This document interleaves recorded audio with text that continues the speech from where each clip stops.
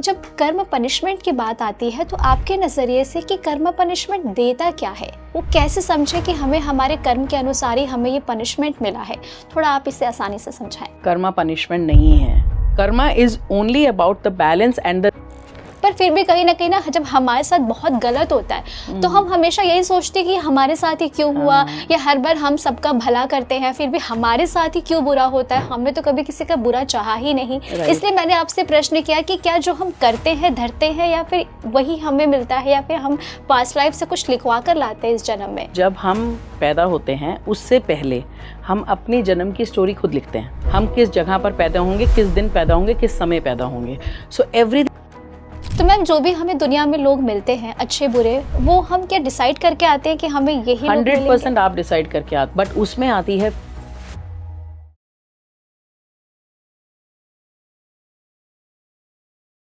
सबसे पहले तो मैम स्पीकिंग ट्री आपका बहुत बहुत स्वागत करता है। Thank you so much for having me again. आपसे दोबारा मिलकर मुझे भी बहुत ज़्यादा अच्छा लगा। मैम जैसा आपने पिछली बार जो भी डिस्कशन किया था उसके बाद मुझे सच में लगा कि हमें थोड़ा कुछ और भी जानकारी आपसे लेनी चाहिए। तो आज जो मेरा पॉडकास्ट है वो बहुत ही अलग और बहुत ही स्पेशल मैंने टॉपिक सोच के रखा है कि मैं ये आपसे ही पूछूंगी। मैम हम सभी भगवान के दिए हुए बहुत ही अनमोल इंसान हैं और जो इस धरती पर कुछ ना कुछ नया लेकर आए हैं, कुछ सीखने को लेकर आए हैं। लेकिन मैम फिर भी एक जो कन्फ्यूज़न है वो ये है, जब हम कर्म की बात करते हैं, जब कर्म आता है तो कई लोग कहते हैं कि हम जो इस धरती पर भोग रहे हैं वो हमारा कर्मा है, हमने जो अपने पास्ट लाइफ में किया है हमें इस वजह से सारे दुख भोगने पड़ रहे हैं। तो मैम जब कर्म पनिशमेंट की बात आती है तो आपके नज़रिए से कि कर्म पनिशमेंट देता क्या है, वो कैसे समझे कि हमें हमारे कर्म के अनुसार ही हमें ये पनिशमेंट मिला है, थोड़ा आप इसे आसानी से समझाएं। ओके, तो सबसे पहले तो ये समझने वाली बात है कि क्या कर्मा पनिशमेंट है। कर्मा पनिशमेंट नहीं है। एक्चुअली ऐसा कुछ नहीं है कि आपने कोई पाप किया था और उसका आपको फल मिल रहा है। पहली बात तो ये है कि ऊपर कोई ऐसा भगवान नहीं बैठा है आसमान के ऊपर, कोई बूढ़ा बाबा एक लंबी सी दाढ़ी लेकर बादलों के ऊपर, ये जो आपके हर एक कर्म का ध्यान रख रहा है कि ओके इंडिया में एक नोएडा शहर है, नोएडा शहर के एक 16 सेक्टर के घर में एक लड़की रहती है, उसने आज झूठ बोला, उसे पाप देंगे। ऐसा कोई हिसाब किताब नहीं हो रहा है। अगर ये आपको कहा जा रहा है तो ये गलत चीज़ है।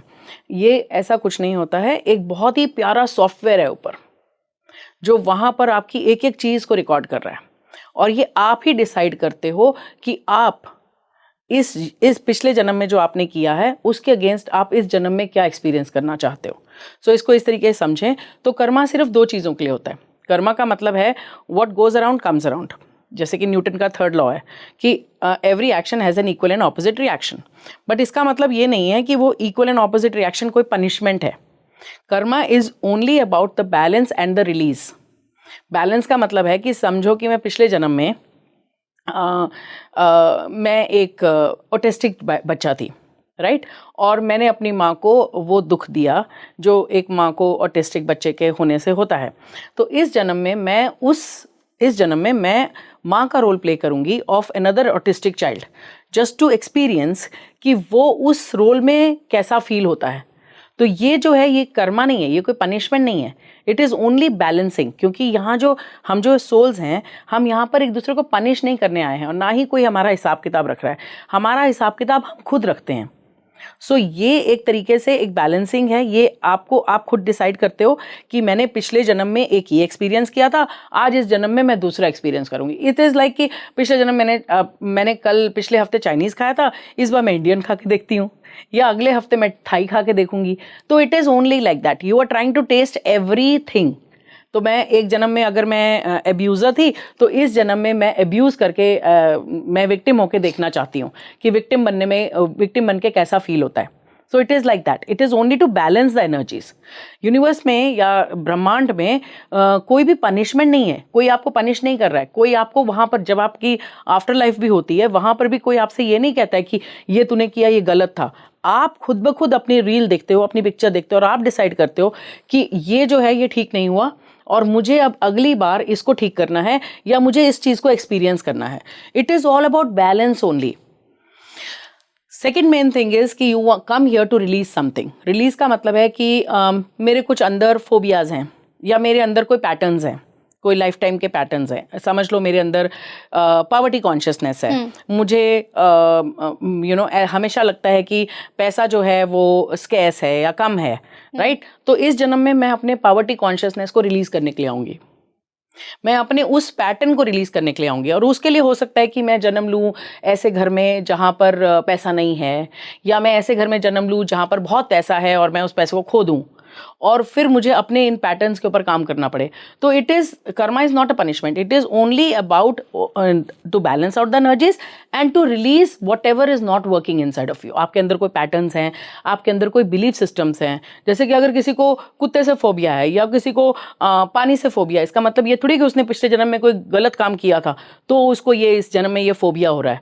तो इसका मतलब कतई नहीं है कि आपने कुछ गलत किया था इसका आपको फल मिल रहा है। फल की कहानी तो हमने बना ली अपने, हमें डराने के लिए, लेकिन एक्चुअली में तो जो भी हो रहा है इस यूनिवर्स में बहुत ही प्यारा सिस्टम चल रहा है, बहुत प्यारा सॉफ्टवेयर है वहाँ पर जो आपकी एक एक चीज़ को रिकॉर्ड करता है, आप ही को दिखाता है, आप ही उसमें डिसाइड करते हो कि मुझे इसमें आगे क्या करना है, मुझे इसको बैलेंस करना है, मुझे इसको रिलीज करना है, ये चीज़ मेरे लिए वर्क नहीं करी, ये मुझे नया सीखना है।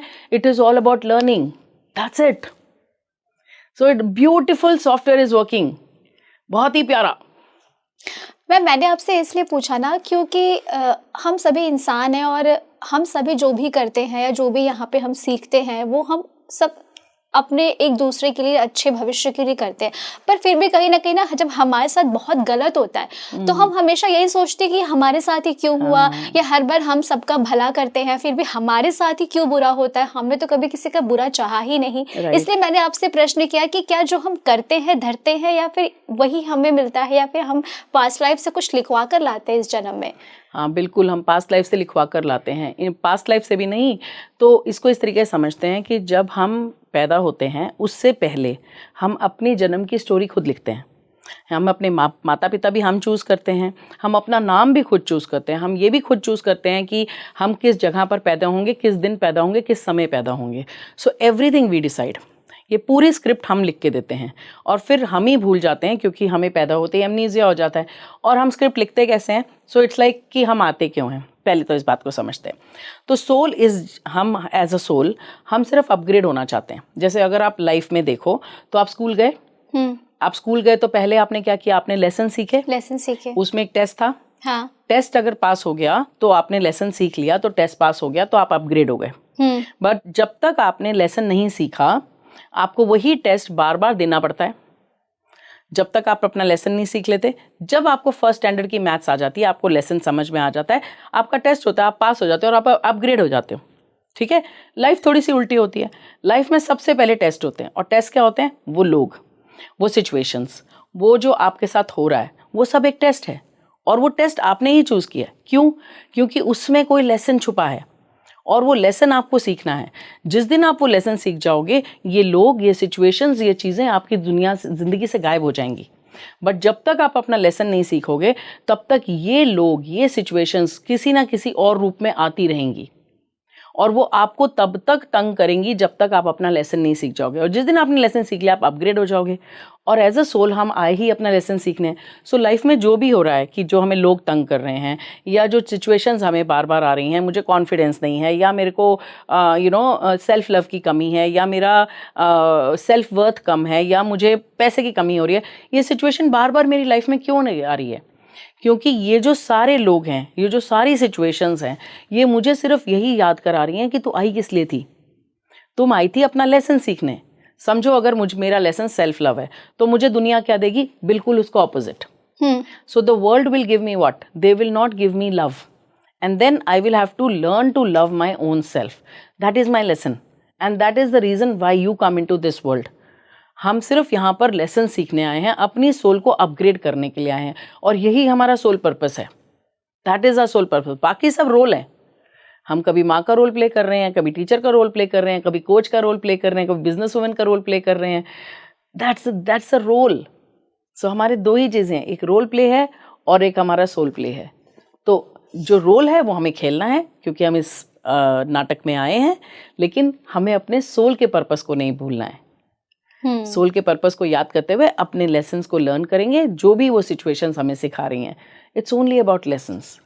मतलब हम इसे ऐसा कह सकते हैं कि एक फिल्म है जिसमें हम सभी का अपना अपना कैरेक्टर और हम उसे जी रहे हैं। बिल्कुल बिल्कुल। तो मैम जो भी हमें दुनिया में लोग मिलते हैं अच्छे बुरे, वो हम क्या डिसाइड करके आते हैं कि हमें यही लोग 100% आप डिसाइड करके आते हो। एक एक इंसान आप लिख के आते हो कि ये मेरी लाइफ में आएगा और ऐसे ऐसे इस टाइम पर ऐसा ऐसा मेरे साथ होगा। बट उसमें आती है फ्री विल कि अब आप उस सिचुएशन में कैसे बिहेव करोगे, वो आपके ऊपर होता है। क्योंकि जब आप पैदा होते हैं आपको एमनीजिया हो जाता है, ठीक है। अब वो इंसान जो आपकी लाइफ में आया है वो तो अपना रोल प्ले करेगा, और वो इसलिए प्ले कर रहा है ताकि आप अपना लेसन सीख सको। लेकिन अगर आप उस समय, आपको तो याद नहीं है कि आपने उसको रोल दिया है, तो you can react, you can question. अगर हमें वो अवेयरनेस नहीं है कि ये मेरे साथ क्यों हो रहा है, तो हम रिएक्ट करेंगे, हम क्वेश्चन करेंगे, हम उस सिचुएशन को रेजिस्ट करेंगे, राइट। और जब हम रेजिस्ट करेंगे तो वहाँ से भी रेजिस्टेंस आएगी और हम और कर्मा अपने लिए क्रिएट कर लेंगे। सो यहाँ पर हमारी फ्री विल आती है कि अब मेरी फ्री विल क्या है, मैं क्या चूज़ कर रही हूँ, मैं कौन सा रास्ता पकड़ना चाहती हूँ। अगर आपकी ज़िंदगी में दो रास्ते हैं तो दोनों रास्ते सही हैं। ये रास्ता भी सही है, ये रास्ता भी सही है, इसमें राइट रॉन्ग नहीं है। इस रास्ते पे जाऊंगी तो ये कॉन्सिक्वेंस होगा, उस रास्ते पे जाऊंगी वो कॉन्सिक्वेंस होगा। अब मेरे पास फ्री विल है, मैं कौन सा रास्ता चूज़ करना चाहती हूँ।